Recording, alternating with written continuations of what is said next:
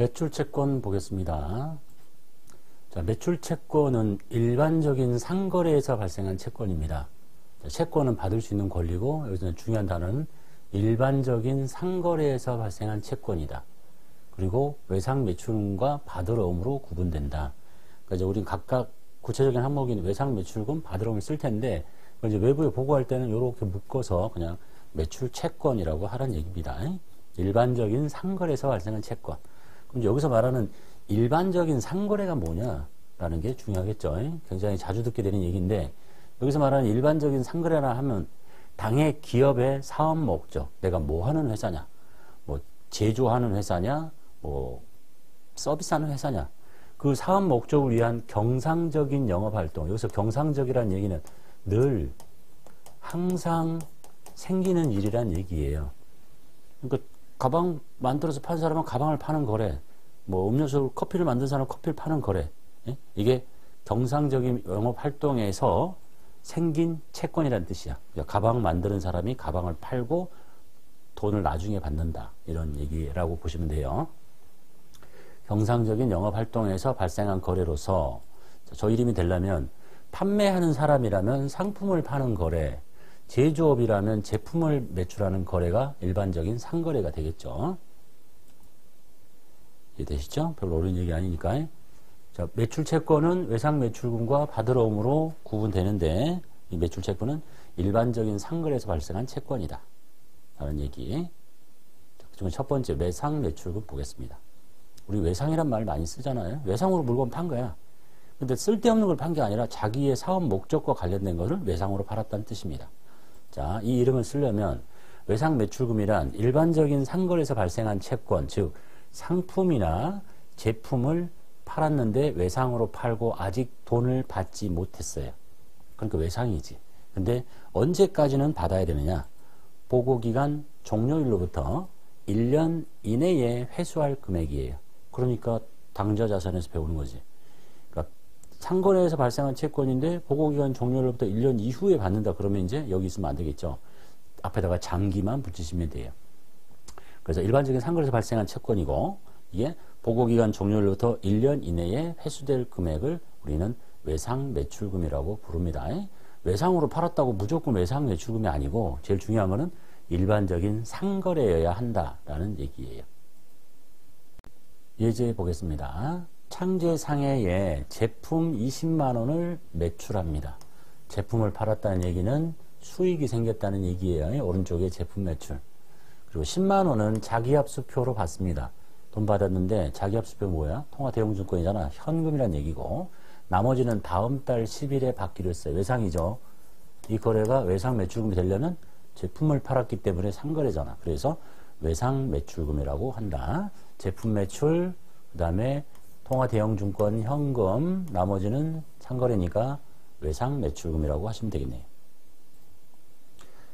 두 번째, 제품 25만 원을 매출합니다. 제품 매출하면 이제 오른쪽에 제품 매출 이렇게 바로 기억나시면 되겠죠. 자, 돈 받아야 되겠죠. 15는 동점 발행 당좌수표. 동점은 누구야? 타인이죠. 타인 발행 당좌수표는 통화대용증권이니까 현금. 그리고 나머지는 한 달 후에, 이 거래가 상거래잖아. 그래서 외상매출금이라고 합니다. 제품 매출, 통화대용증권 현금의 외상매출금. 이렇게 외상매출금은 생길 때 왼쪽에 생긴다라는 것 정도만 아시면 되겠죠. 받으러옴 보겠습니다. 받을어음. 받을어음. 어음인데 받는다, 이런 얘기잖아요. 자, 받을어음이란, 어음 받았다고 다 받을어음이 아닌 거야. 여러분 처음 하시는 분이 항상 그런 실수 많이 하는데, 뭘 하고 어음을 받았냐에 따라서 이름이 달라져요. 일반적인 상거래에서 발생한 어음상의 권리야. 쓸데없는 걸 팔고 어음 받는 게 아니라 일반적인 상거래, 그 회사의 주된 사업 목적이 뭐냐? 일반적인 상거래에서 발생한 어음상의 권리를 우리는 받을어음이라고 합니다. 일반적인 상거래에서 발생한 어음상의 권리. 그리고 이 어음에는 이제 만기가 존재하는데, 그 지급 기일이, 즉 어음의 만기가 보고기간 종료일로부터 1년 이내인 거야. 아주 길지 않고. 그래서 날짜는 항상 보고기간 종료일이니까 오늘이 이날이면 여기 뭐 2월 달이라고 해서 여기서부터 날짜 세는 게 아니라 요 날짜부터, 이 보통은 이제 12월 31일이겠죠? 보고기간 종료일로부터 1년 이내니까 여기 안에만 떨어지면 되지. 여기로 넘어가면 이제 앞에다가 장기를 붙이시면 되는 거예요. 기간이 길면 장기 외상 매출금, 장기 받으럼 이렇게 하시는 거고요. 그래서 어음 받았다고 해서 무조건 받으럼이 아니라 일반적인 상거래와 관련돼서 어음을 받아놓는 게 받으럼이다 라는 얘기입니다. 자, 받으럼에는 약속음과 환어음이 있습니다. 종류가 우리는 주로 약속어음을 볼 거고 환어음은 거의 볼 일 없다고 보시면 돼요. 자, 이제 약속어음이 뭔가? 약속어음. 자, 약속어음이란 발행인, 이제 어음을 발행한 사람, 어음을 발행했기 때문에 이 사람이 빚쟁이겠죠. 이 채무자가 그걸 받은 사람, 수취인에게 일정한 기일에 일정한 금액을 지급할 것을 약속한 지급 약속 증권을 우리는 약속어음이라고 합니다. 계정 과목은 받으러음이고, 그러니까 발행한 사람이 내가 언제까지 얼마를 줄게 라고 하는 어떤 증서, 지급 약속 증권을 우리는 약속어음이라고 해요. 자, 생긴 모습 한번 볼까요? 여기 보시면 이제 약속어음 돼 있고, 금액이 1, 2, 3, 4, 5, 6, 7, 8, 9 이렇게 돼 있고, 여기 보면 이제 여기가 수취인, 예? 수취인, 채권자, 발행인이 어디냐? 여기 있다. 발행자의 두원 시스템. 요 발행인이고. 언제까지? 여기 이제 지급, 이 기일, 지급지 이렇게 쭉 써 있는 게 약속어음이라는 얘기예요. 자, 그 다음에 이제 환어음 봅시다. 환어음은 뭐 중요한 거 아니니까. 자, 환어음이란 발행인이 지명인에게, 그러니까 이제 발행인이 있는데, 이 사람 이제 지명인이라는 사람이 존재해요. 원래는 발행인이 채무자인데, 지명인이 있어. 발행은 내가 했지만 그 지명인이 채무자야. 그리고 일정한 기일에 일정한 금액을 수취인에게 줘요. 그러니까 발행인과 수취인만 있는 건 약속어음인데 환어음은 발행한 내가 쟤한테 돈을 줘야 되는데 네가 얘한테 줘라 이렇게 하는 것을 보고 환어음이라 그래. 그래서 지급을 약속하는 증권이 아니라 지급 위탁 증권이라고 부른대요. 그래서 환어음을 받은 사람은 요 지명당한 요 사람 있죠. 그러니까 발행한 사람이 이 사람한테 너 얘한테 돈 줘. 그러니까 이 수취인은 지명인을 갖고 가서 승낙을 받아야 돼. 지급 약속을 승낙을 받습니다. 그러면 이제 이 지명당한 사람은 승낙을 하면 환어음의 인수란에 서명함으로써 지명인이 이제 지급인이 되는 거야. 이 채무자가 된다는 얘기죠. 확정이 됐다. 따라서 환어음에 수취한 사람은 어음의 인수를 받음으로써 그러니까 내가 쟤한테 받았는데 쟤한테 가서 받으라고 해서 가서 사인 받고 오는 거예요. 그러면 이제 그때 어음상의 채권을 갖게 되고 지명인은 서명함으로써 채무를 지게 된다라는 정도만 봐두시면 되겠습니다. 자, 일반적으로 약속어음이 많이 쓰이고 환어음은 국제거래 이후에는 별로 사용되지 않는다라고 봐두시면 되겠네요. 예제 보겠습니다. 수철상해의 제품 40만 원을 매출합니다. 자, 제품을 매출했죠. 그럼 이제 오른쪽에 제품 매출 수익 잡고 돈 받아야 되겠죠. 10만 원은 현금, 나머지는 동전 발행 약속어음 만기 1년 이내짜리. 그러니까 뭐야? 상거래이고 약속어음 받았으니까 계정과목 명칭은 받으러음이 된다는 얘기예요. 자, 제품 매출, 현금, 그리고 받을 어음. 상거래니까. 두 번째, 창제상해의 외상 매출금이 있는데 외상 매출금이 10만 원 있는데 이것에 대해서 동전 발행 약속어음 받는데요. 동점은 타인, 창제상해. 내가 창제상해한테 외상으로 뭘 팔아놓은 게 있어. 그럼 외상 매출금이 이쪽에 버티고 있겠죠. 그걸 달라고 하니까 주는데 돈을 주는 게 아니라 약속어음 줬다는 얘기야.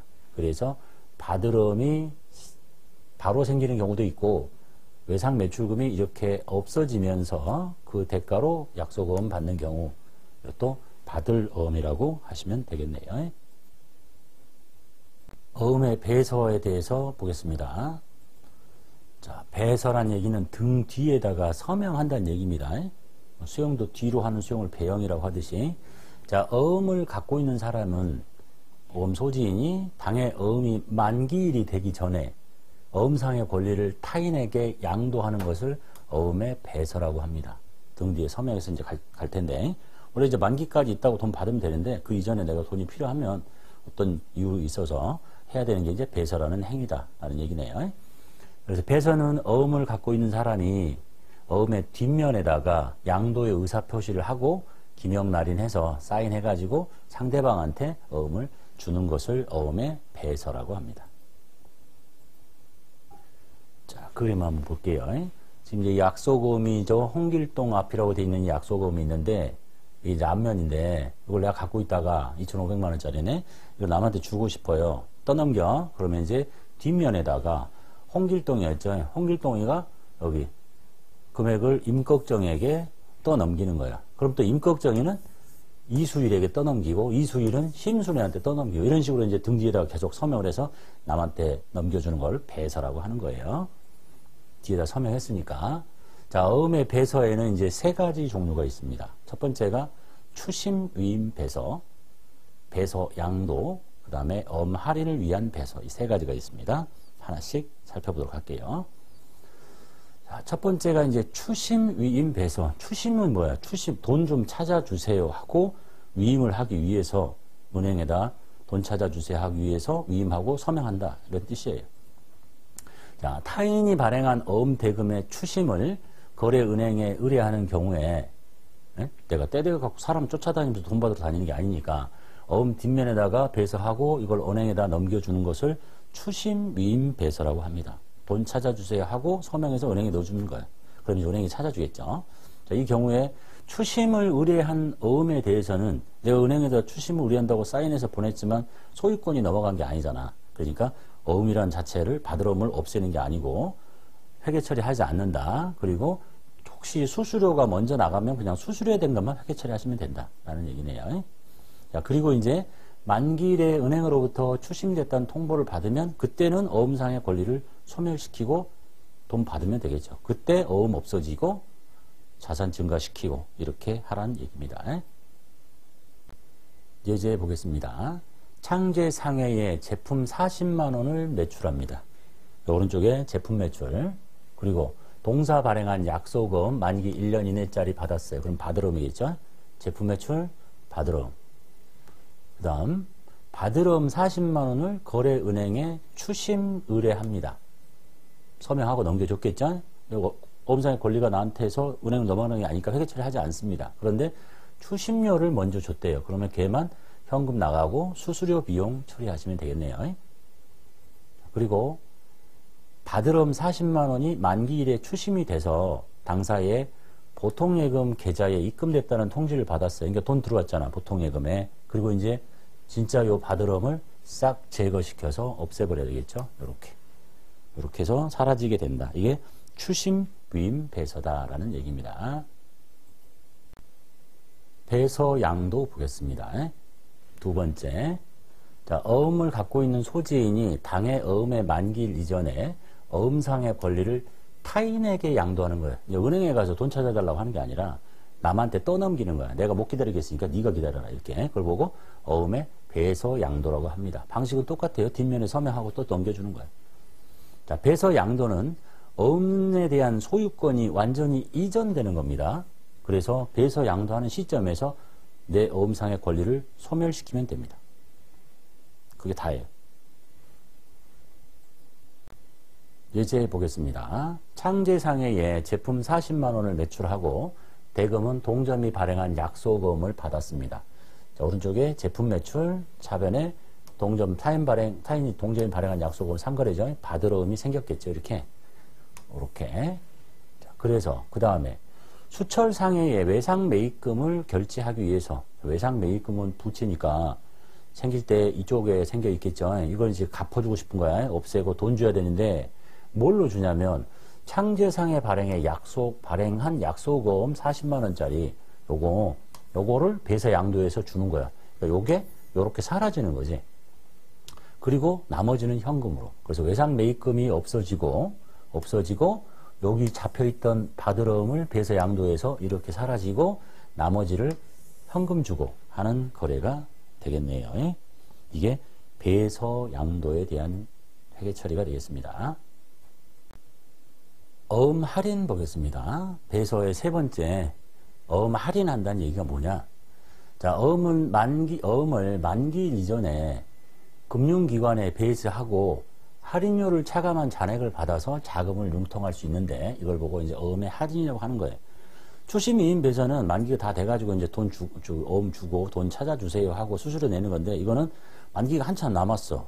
근데 내가 당장 돈이 필요해. 그래서 이거를 은행에다가 사인해서 주고, 난 좀 돈 좀 땡겨달라. 이런 얘기입니다. 일종의 어음을 매개로 해서 자금을 융통한다는 얘기예요.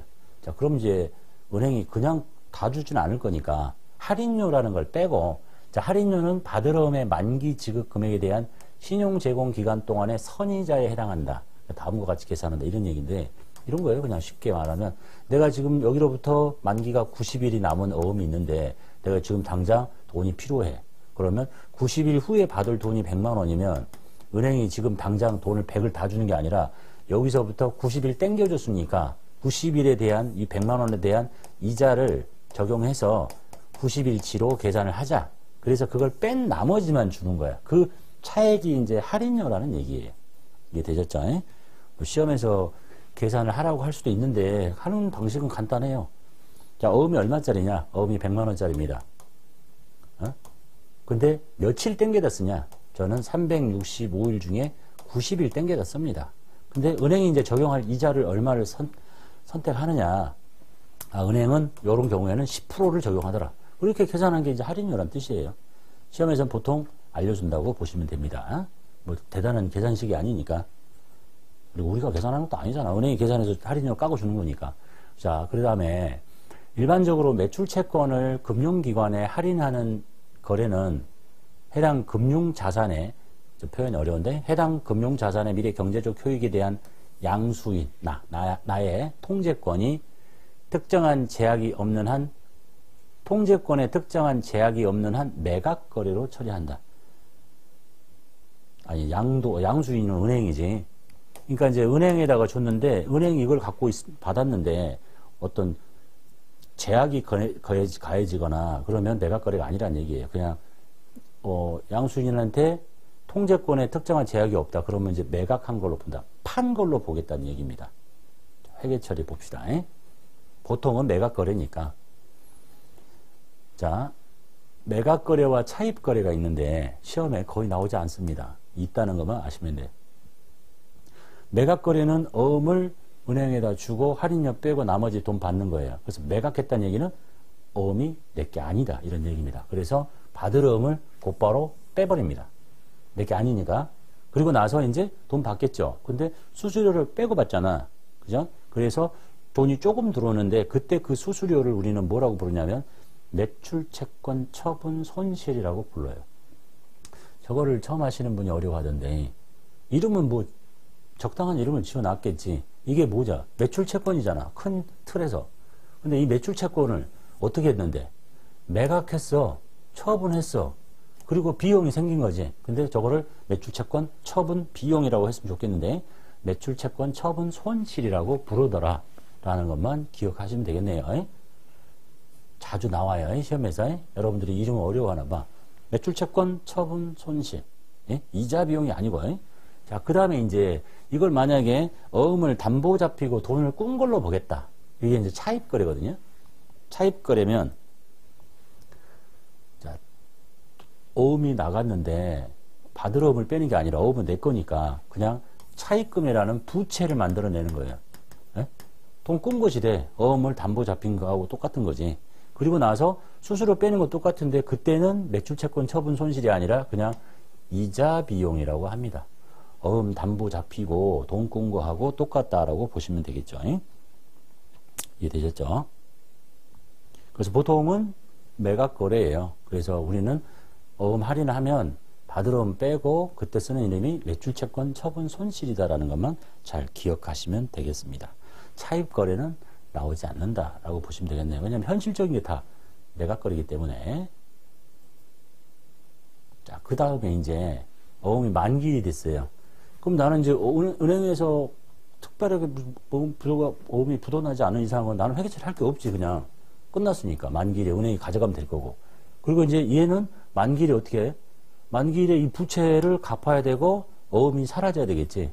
받을 어음이 이제 만기가 됐으니까 받을 어음 돈 받았을 거고 그 돈으로 빚을 갚았을 거고 별로 중요하지 않다. 제일 중요한 거는 요거만 잘 기억하시면 된다는 얘기야. 매출, 채권, 처분, 손실. 예제 보겠습니다. 창제상해에 제품 40만 원을 매출합니다. 그럼 오른쪽에 제품 매출. 돈 받아야 되겠죠? 동사가 발행한, 즉 창제상해가 발행한 약소금, 상거래니까 받을 어음이 생겨난다 라는 얘기입니다. 그 다음에 창제상에서 받은 이 받을 어음을 약소금이겠죠. 예, 계정가목은 받을 어음이고 거래은행에서 할인하고 할인료 5만 원을 빼고 실수령액은 당좌 예금 계좌에 들어옵니다. 그리고 매각 거래로 처리할 것. 자, 매각 거래니까 받을 어음이 이렇게 쑥 빠져나가면 되겠죠. 받을 어음 빼고 그 다음에 요 이름만 잘 쓰시면 되겠죠. 할인료 이렇게 찾지 마세요. 예? 없어 그런 이름. 그때 쓰는 이 할인료는 매출, 채권, 처분, 손실이에요. 매출, 채권, 처분, 손실. 그렇게 할인받고 사라지면 되겠고 우리는 이름만 잘 기억하시면 되겠네요. 매출, 채권, 처분, 손실. 외화 채권 채무에 대해서 배워보겠습니다. 자, 국제 간의 거래가 활발해짐에 따라서 당연하죠. 이제 내국에서만 거래하는 게 아니니까 외화 거래가 빈번하게 발생하는데 외화 거래라는 얘기는 대금의 수치, 돈을 받거나 주는 게 외국 통화로 이루어지는 거래를 이제 외화 거래라고 합니다.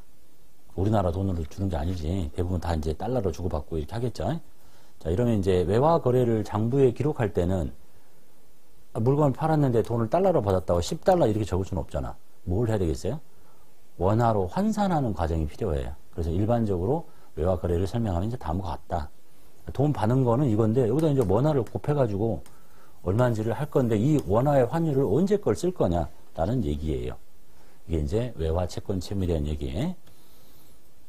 자, 거래 발생 시점 보겠습니다. 자, 외화 거래가 발생하면 그러니까 처음으로 뭐 외화를 뭐 $10,000의 물건을 팔았다든지 외상으로 팔기로 했다든지 그러면 발생하면 그 발생 시점에 환율로 환산합니다. 거래가 발생하면 그 다음에 발생 시점에 환율로 환산하시고 그래서 장부에 적어놓고 그 다음에 기말에 이 환율이 계속 움직이죠. 이게 안 받고 계속 있다가 이제 결산에 걸렸어. 그럼 가만히 있을 거냐? 그렇지 않습니다. 기말에 평가를 해야 됩니다. 그래서 기말 현재 외화 채권이 있거나 채무가 있으면 보고기간 종료일 현재 환율로 환산을 하시고 예? 이때 이제 처음에 발생했을 때는 달러당 1,000원일 수 있는데 이게 뭐 1,200원을 오를 수도 있고 900원을 떨어질 수도 있는 거니까 그래서 환산을 해가지고 장부상 표시된 외화 채권 채무와 이때 기록했던 것과 지금 기말 결산 시의 차이를 뭐라고 하느냐? 외화 환산 이익 또는 외화 환산 손실이라고 합니다. 이름 보고기간 종료일 현재 환율로 환산하고 그 이름은 이익이 났으면 그러니까 자산이 늘어났으면 외화 환산 이익이에요. 손해나면 외화 환산 손실 이렇게 하더라. 자, 그리고 이제 진짜로 거래가 종료되는 시점, 진짜 현금으로 받게 되거나 줘야 되거나 그러면 외화 채권 채무의 대금을 직접 진짜 받거나 또는 줘야 할 때는 그 거래가 종료되는 그래서 거래가 종료될 때는 그 거래 종료되는 시점에 환율을 적용합니다. 그래가지고 그럼 이제 이때 환율과 이때 환율이 달라서 벌어진 차이는 외화 환산 이익 손실이고 또 이때와 이 진짜 거래가 종료되는 시점에 환율 차이가 벌어지면 그때의 그 차이는 외환 차익, 외환 차손이라고 합니다. 이름 헷갈리죠? 외환 차익, 외환 차손. 기말에는 외화 환산 이익, 환산 손실 이렇게 하시면 되겠습니다. 이게 이제 기본적인 외화 채권 채무에 대한 거래라고 보시면 되겠네요.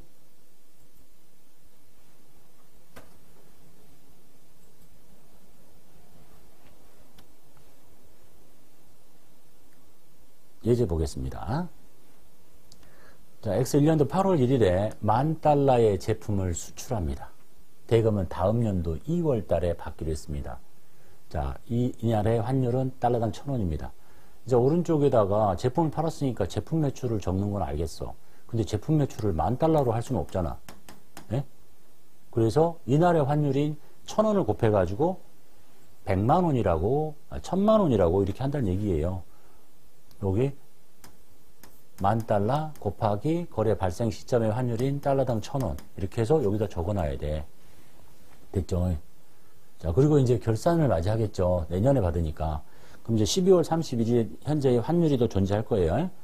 자, 지금 이 외상 매출금이 1,000만 원에 잡혀 있는데, $10,000가 기말에 평가를 하시래요. 기말 현재 환율이 1,020원이 됐습니다. 좋은 일인가요? 나쁜 일인가요? 1,000원이었다가 1,020원이니까 올랐잖아. 예? 그날 돈을 받으면 20원이라도 더 받을 거 아니야. 그래서 이제 여기 $10,000에다가 이 $10,000를 1,020원에 곱하면 1,020만 원이 될 건데 지금 1,000만 원밖에 안 잡혔으니까 20만 원을 더 늘려줘야 되잖아요. 그래서 외상 매출금을 20만 원 올려요. 합치면 1,020이 되는 거지.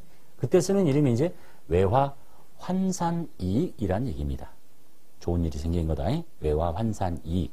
손해 나면 외화 환산 손실이고. 됐죠? 자, 그래서 이제 마지막으로 거래가 종료되는 시점. 다음 연도 2월 10일에 지금 이제 1,000원이었다가 1,020만 원이 된 거예요. 외상 매출금이 $10,000가. 그래서 이제 오늘 보통예금 통장에 돈이 입금이 실제로 되는데 동일자 오늘의 환율은 1,030원이 됐어. 1,000원이었다가 1,020원이 됐다가 1,030원 계속 올랐잖아. 그럼 받을 수 있는 돈이 더 늘어나는 거지. 그래서 이제 여기 잡혀있는 외상 매출금은 1,020만 원이니까 이걸 싹 이렇게 없애고 1,020만 원. 근데 돈을 오늘 날짜에 돈을 바꾸니까 돈을 1,030만 원 줄 거 아닙니까? 그럼 돈이 더 들어오는 거지. 이렇게 10원 더, 10만 원 더. 그때 그 차이는 외환 차익이라고 한다는 얘기예요. 손해 났으면 외환 차손.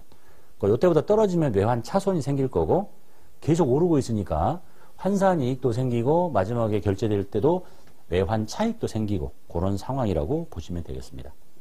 그 반대면 외화 환산 손실, 외상 매출을 이렇게 없애고 이 반대면 이제 외환 돈 더 적게 들어와 그럼 외환 차손이라고 하시면 되겠네요.